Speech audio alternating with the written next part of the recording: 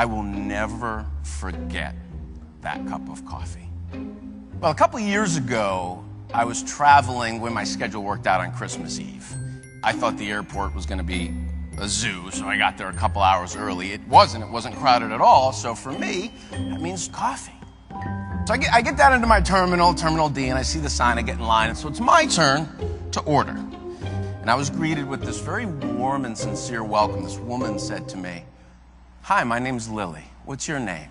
I said, "I'm Ryan." She said, "Ryan, what can I make for you today?" I said, "Well, I want a grande pumpkin spice latte." She said, "You want whipped cream on that, don't you?" I said, yeah, I want the whipped cream. She said, "I'll tell you what I'm going to do." She said, "I'm going to make it extra hot, load it up with whipped cream, sprinkle a little nutmeg on top. You're going to love it." I said, "Sounds great." She said, "Where are you going?" I said, "Cleveland."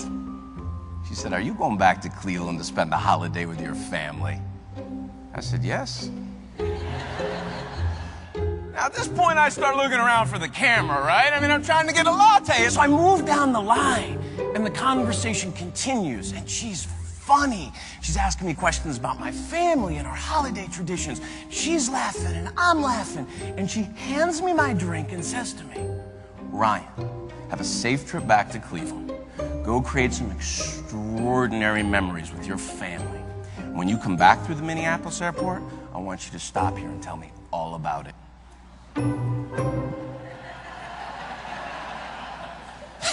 So I get my drink, I start walking away, and I stop and I look back at this woman, and I think to myself, it's Christmas Eve. Most people would rather be anywhere else in the world than serving coffee in an airport. Not her. It was like she was meant to be there. And I couldn't help myself. I had to go back. So I did. I walked back and I said, "Excuse me, Lily." And she jumps around. "Ryan, is everything okay with the latte?" I said, "No." I said, "The latte is perfect. I just had to come back and ask you, what is your secret to making such meaningful connections over serving coffee?" Well, she corrected me. She said, "Ryan, I'm not serving coffee. I'm pouring happiness into people's lives." I said, "You're pouring what?" She wants to be happy in her life. She wants to be around happy people.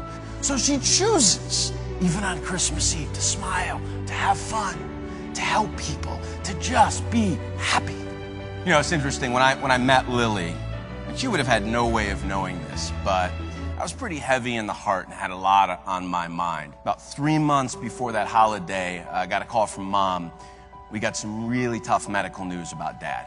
And it was a terminal diagnosis, and we knew we probably weren't going to have a lot of time. So I was sitting in that airport on Christmas Eve, not in the best place in the world. I will never forget that cup of coffee.